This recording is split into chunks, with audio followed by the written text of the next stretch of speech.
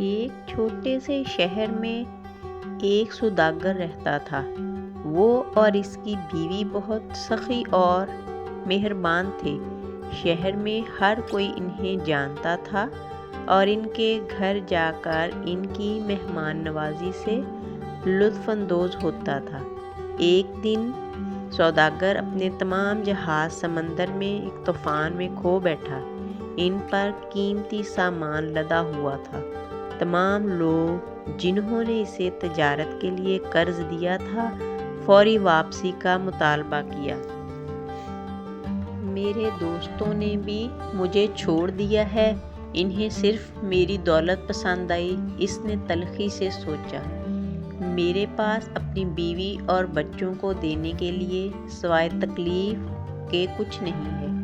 شاید اس سے بہتر ہو کہ میں اپنی زندگی ختم کر دوں۔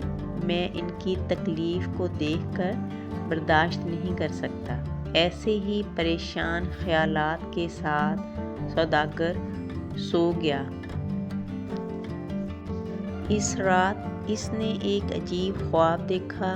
خواب میں ایک راہب نمودار ہوا اور اس نے کہا، اگر تم مجھے میرے سر پر چھڑی سے چھوؤ گے تو میں اتنا سونا بن جاؤں گا کہ زندگی بھر چل سکے۔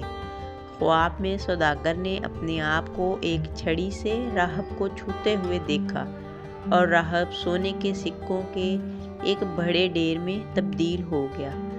اگلی صبح سوداگر دروازے پر کسی دستک دینے کی آواز سے بیدار ہوا۔ کیا میرا خواب سچ ہو سکتا ہے؟ کیا میں پھر کبھی امیر بن جاؤں گا؟ سوداگر نے اپنے آپ کو سوچا۔ حجام تمہارے لیے حاضر ہے، اس کی بیوی نے دروازے سے آواز دی۔ کتنی بے وقوفی ہے کہ میں ایک خواب پر یقین کروں، یہ کبھی پورا نہیں ہوگا۔ تبھی دروازے پر دستک ہوئی۔ سوداگر نے اٹھ کر دروازہ کھولا۔ اس کی حیرت میں ایک راہب کھڑا اسے خاموشی اور معنی خیز نظروں سے دیکھ رہا تھا۔ سوداگر نے ایک چھڑی اٹھائی اور چکرا کر راہب کو اس کے سر پر چھوا اور اس کے سامنے سونے کے سکوں کا بڑا ڈھیر تھا۔ سوداگر بہت خوش تھا۔ اس نے حجام کو سونے کے سکوں کی فراخ دلی کے ساتھ رخصت کیا اور اسے مشورہ دیا کہ وہ چیزیں اپنے پاس رکھے۔ حجام ایک لالچی آدمی تھا، وہ بھی بہت بے وقوف تھا۔ تو جب آپ ان راہبوں کو سر پر مارتے ہیں تو وہ سونے میں بدل جاتے ہیں۔ اب میں جانتا ہوں کہ امیر کیسے بننا ہے۔ میں لوگوں کے بال مونڈنے اور کاٹ کر 1 یا 2 روپے کما کر تھک گیا ہوں، اس نے سوچا۔ وہ ایک خانقاہ میں گیا اور چند راہبوں کو دعوت پر اپنے گھر بلایا۔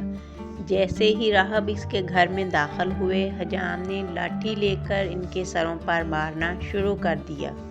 غریب راہب گھبرا گئے۔ ان میں سے ایک حجام کے گھر سے فرار ہونے میں کامیاب ہو گیا اور فوجیوں کو مدد کے لیے بلایا۔ سپاہی حجام کو پکڑ کر جج کے پاس لے گئے۔ تم نے راہبوں کو لاٹھی سے کیوں مارا؟ جج نے پوچھا۔ جب سوداگر نے ایک راہب کو اس کے سر پر مارا تو وہ سونے کے ڈھیر میں بدل گیا، حجام نے جواب دیا۔ جج نے سوداگر کو بلایا اور پوچھا، کیا یہ سچ ہے؟ سوداگر نے جج کو پوری کہانی تفصیل سے بتائی۔